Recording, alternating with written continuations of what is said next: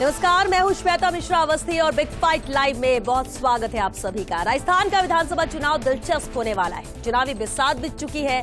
सत्ता की दहलीज पर पहुंचने के लिए कांग्रेस हो या फिर बीजेपी चुनावी रणनीति बनाने में जुटी है। जिताऊ और टिकाऊ चेहरों की तलाश चल रही है और यात्राएं भी जारी है। कोई पूरी ताकत के साथ जुटा है तो कोई पार्टी अभी चुनावी प्रचार प्रसार में थोड़ा पीछे नजर आ रही है। लेकिन सत्ता के सिंहासन पर सभी पहुंचना चाहते हैं। ये बात अलग है कि कभी कभी नजदीक पहुंचकर भी सत्ता नसीब नहीं होती। 2023 के चुनाव का रंग भी जमने लगा है। बीजेपी ने पूरी ताकत झोंक दी है। राजस्थान की 4 दिशाओं से बीजेपी परिवर्तन यात्राएं निकाल रही है। कार्यकर्ता से लेकर लोकल लीडरशिप से लेकर केंद्रीय नेतृत्व तक एकजुट नजर आ रहा है और एक साथ चुनावी समर में उतर गया है। 25 सितंबर को पीएम मोदी की जयपुर में रैली भी है। उधर कांग्रेस की बात करें तो अभी तक प्रचार प्रसार में कांग्रेस पीछे नजर आ रही है। मुख्यमंत्री गहलोत जरूर दौरे कर रहे हैं, लेकिन अन्य कांग्रेस नेता अभी पूरी ताकत से प्रचार प्रसार में नजर नहीं आ रहे। हालांकि जिस दिन पीएम मोदी की रैली है उसी दिन मुख्यमंत्री गहलोत के भी मैराथन दौरे शुरू हो रहे हैं। अब सवाल यही है कि प्रचार में कौन प्रभावी है। चर्चा इसी खास मुद्दे पर।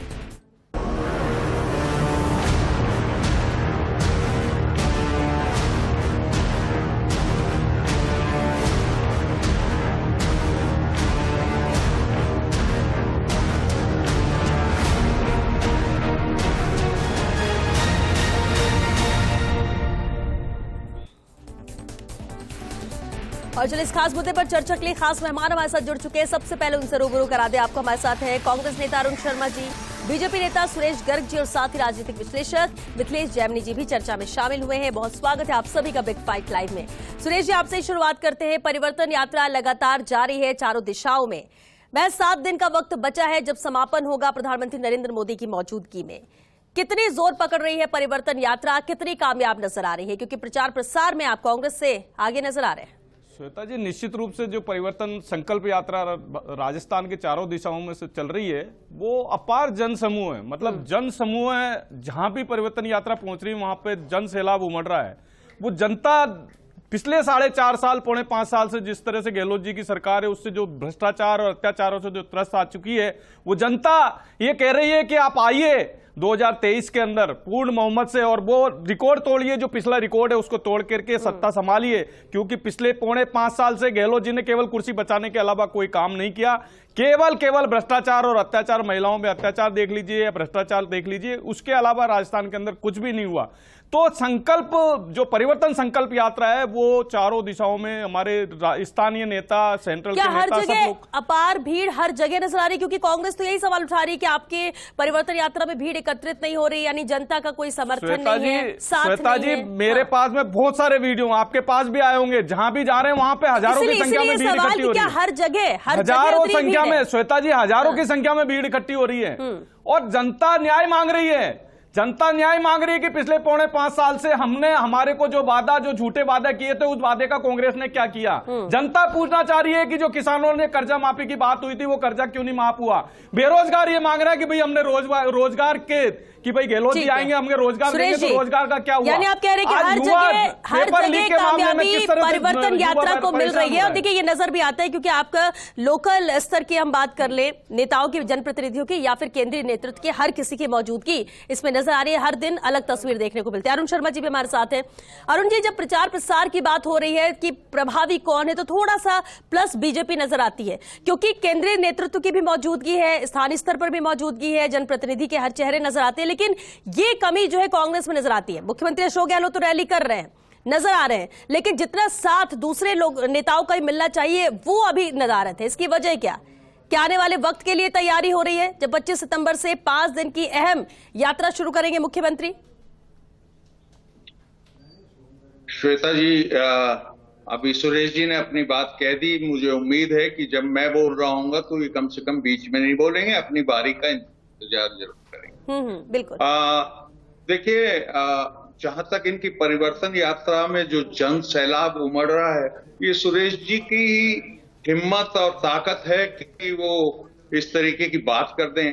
तमाम किस्म के वीडियो सारे चैनल्स पे उपलब्ध हैं और जो ये तथाकथित परिवर्तन यात्रा है जिसके बारे में काफी कंफ्यूजन था और एक बात अब बिल्कुल स्पष्ट है कि जो केंद्रीय नेतृत्व है भारतीय जनता पार्टी का, उसको राजस्थान के स्थानीय नेताओं पे कतई कोई विश्वास नहीं। सारा संचालन उन्होंने अपने हाथ में ले रखा है। कौन नेतृत्व कर रहा है इनका, उसके लिए मिनिस्टर्स आते हैं दिल्ली से, वो नेतृत्व कर रहे हैं। खुद प्रधानमंत्री देखो किस तरह से जन सैलाब उमड़ रहा है। भीड़ देखिए, मैं बता रहा हूँ आपको। आप कह रहे हो ना भीड़ नहीं है, दिखा रहा हूँ मैं आपको भीड़। जन सैलाब उमड़ रहा है हर परिवर्तन यात्रा के अंदर। नहीं आए सुरेश जी, ठीक है, हजारों की संख्या में। ठीक है सुरेश जी, ठीक है, वो अपने अरुण दावे कर रहे हैं, आप बिल्कुल अपनी तस्वीर भी दिखा रहे हैं, क्योंकि तस्वीरें हर तरह की आ रही है। इसलिए मेरा सवाल था, अरुण जी को बात पूरी करने दीजिए। जी अरुण जी।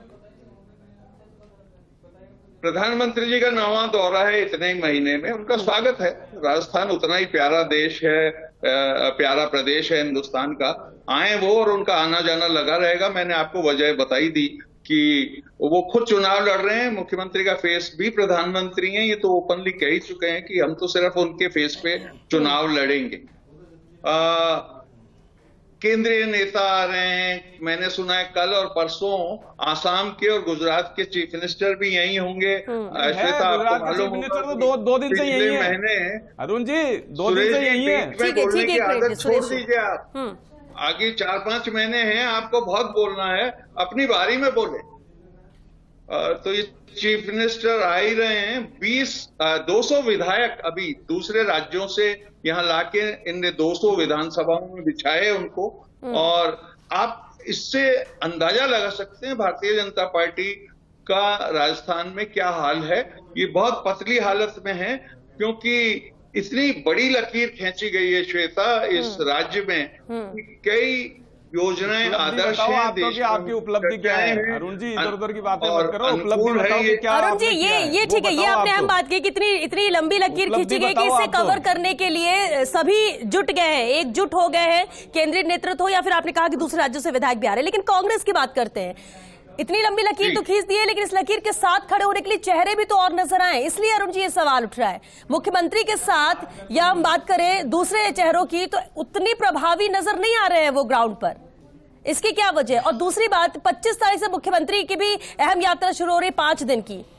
ये कितनी अहम रहेगी, कितना साथ सबका रहेगा इसमें? ये 5 दिन की आरसीपी को लेकर जो उन जिलों से होते हुए यात्रा निकलेगी।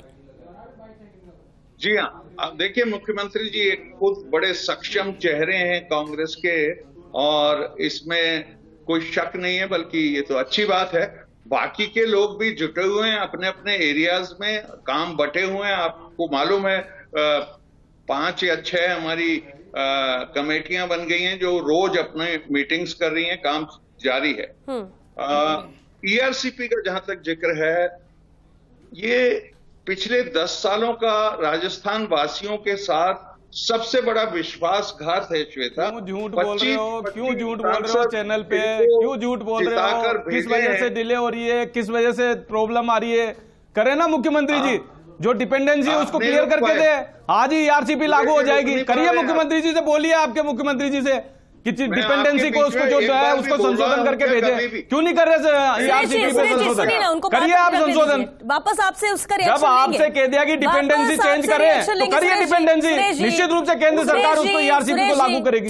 ठीक है अरुण जी, वो तो अब इनको जनता बता देगी। जनता तो हमारे साथ है साहब, परिवर्तन यात्रा से पता लग रहा है। जनता तो हमारे साथ है, जनता हमारे साथ है। जिस तरह से आपने जिस कदर से भ्रष्टाचार इस राजस्थान में फैला रखा है ना, महिला अत्याचार के अंदर जो राजस्थान नंबर 1 है ना, पता लग रहा है। जनता तो हमारे साथ है। ठीक है सुरेश जी, जनता हमारे साथ है। सुरेश जी 7 दिन का वक्त है जब इसके बाद परिवर्तन यात्रा का समापन होगा, और 7 दिन बाद ही शुरुआत होगी 5 दिन की अहम यात्रा की, जो मुख्यमंत्री अशोक गहलोत निकालेंगे। मिथिलेश जामनी जी, दोनों ही तरफ से यात्राएं, एक की खत्म होगी दूसरे की शुरू होगी। 5 दिन की आरसीपी को लेकर यात्रा है, लेकिन हम अगर प्रचार को लेकर बात कर रहे हैं, प्रभावी ढंग से ग्राउंड पर नजर आता है। आपको क्या लगता है, आपका आकलन क्या कहता है एक राजनीतिक विश्लेषक होने के नाते, दोनों तरफ की हम बात करें तो? देखिए, जो कांग्रेस की 25 तारीख से मीटिंग हुई, 25 सितंबर कांग्रेस के इतिहास में बहुत अंगड़ाई लाने वाला दिन है।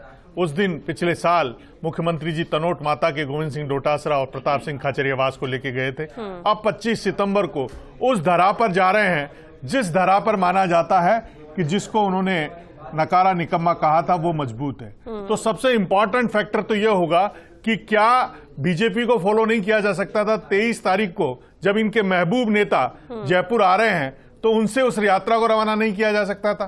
एक सवाल ये। तो उसका मतलब यह है कि वो अशोक गहलोत जी मैसेज देना चाहते हैं कि मैं अपने आप में बहुत सक्षम हूं। दूसरा, आप कह रहे हैं कि यात्रा निकाल रहे हैं, आपने महंगाई राहत कैंप के तहत तमाम जगह जाके आए हैं, फिर वापस जा रहे हैं। अब जो इंपॉर्टेंट फैक्टर है कि जो पूर्वी राजस्थान है उसके गणित को समझना पड़ेगा कि पूर्वी राजस्थान में एससी कम्युनिटी के बहुत बड़ा वोट बैंक है और बसपा ने अनाउंस कर दिया है कि हम सभी जगह कैंडिडेट खड़े करेंगे। अगर बसपा सब जगह कैंडिडेट खड़े करती है और जो देवनारायण बाबा के भक्त हैं वो किसके साथ हैं वो सबको पता है, वो उनके साथ रहेंगे नहीं रहेंगे अभी तय नहीं है। आपने नए जिले बनाए, उसमें भी सचिन पायलट को साथ लेके नहीं गए, अब आप लेके जाएंगे नहीं लेके जाएंगे। हमने निवाई में हमने आई लव यू और अशोक गहलोत जिंदाबाद का नारा देखा। तो सबसे इंपॉर्टेंट चीज यह है कि पूर्वी राजस्थान का जो कास्ट फैक्टर है उसको कैसे साधेंगे आप, क्योंकि पूर्वी राजस्थान में मीणा भी है। अब मीणाओं में आपने नरेश मीणा को गिरफ्तार किया है, जब से तो मुरारीलाल मीणा के घर मीणा कम्युनिटी प्रदर्शन कर रही है, रामकेश मीणा के घर प्रदर्शन कर रही है, वो आपका नेता है। तो कुल मिलाकर अब ये ठीक है कि अशोक गहलोत जी ने 5 साल में एक काम किया है कि मूल ओबीसी को जगाने का काम किया है। हमने देखा माली, सैन्य, साक्य और कुशवाहा, बीजेपी की एकमात्र नेता जीती थी एमएलए शोभा रानी कुशवाहा, वो भी अशोक गहलोत के जादू के आगे कांग्रेस में शामिल हो गई और बीजेपी कुछ नहीं कर पाई। तो पूर्वी राजस्थान में बीजेपी का सुपड़ा साफ है आज की तारीख में। ऐसे में अशोक गहलोत को लगता है ये सबसे मजबूत गठ है। खूब सारे मंत्री बना रखे हैं, आप देखिए तमाम मंत्री है, मुरारीलाल मीणा, आप प्रसादी लाल मीणा, रमेश मीणा, विश्वेंद्र सिंह, सुभाष गर्ग, इसके अलावा भजन लाल जाटव। तो इतना बड़ा भारी कुनबा पूर्वी राजस्थान से, जोगेंद्र रावाना, कई मंत्रियों का दर्जा। तो इसके बाद अब अगर अशोक गहलोत पूर्वी राजस्थान में ईआरसीपी जो बेसिक मांग है उसको क्रिएट कर पाते हैं तो निश्चित रूप से पब्लिक से कनेक्ट होंगे, क्योंकि बीजेपी कहीं न कहीं हमने देखा जब सवाई माधोपुर में, अब बात कर रहे हैं 2000-2500 आदमी थे, नड्डा साहब आए थे, मैडम भी वहां थी, तो कहीं न कहीं कई जगह आपको पता है नाचने वाली बुलानी बढ़ रहे हैं भीड़ बुलाने के लिए, ये भी बीजेपी का नजारा है। लेकिन कहीं न कहीं जो मोदी जी आ रहे हैं, मोदी जी कांग्रेस के उस घाव को हरा करके जाएंगे, उस जख्म में नमक लगा के जाएंगे, वो फिर याद दिलाएंगे कि वो वही 25 सितंबर है। फिर उनका क्या हुआ जो 3 को नोटिस था, महेश जोशी, शांति धारीवाल, धर्मेंद्र राठौड़। तो ये जो 25 तारीख का दिन है सियासी तौर पर बहुत मजबूत दिन है और उसी को बीजेपी भुनाना चाहती है, क्योंकि बीजेपी की पिछले 1 साल की आप स्ट्रेटेजी देख लीजिए। मुख्यमंत्री भी तो यात्रा उसी तारीख से शुरू कर रहे हैं। बिल्कुल, यही तो अशोक गहलोत का कॉन्फिडेंस है। ये उनका जो पॉलिटिकल मैच्योरिटी और पॉलिटिकल कॉन्फिडेंस है कि मैं उसी दिन निकल रहा हूं जिस दिन के कारण मुझे जिंदगी में पहली बार सोनिया गांधी से माफी मांगनी पड़ी। उसी दिन मेरी हिम्मत को दाद दीजिए और मैं वहीं जा रहा हूं जहां पर भारत जोड़ो यात्रा में अपनी ताकत दिखाने का काम उनके चिर प्रतिद्वंदी ने किया था। अरुण शर्मा जी क्या कहेंगे इसी बात पर जो मिथिलेश जी ने कही?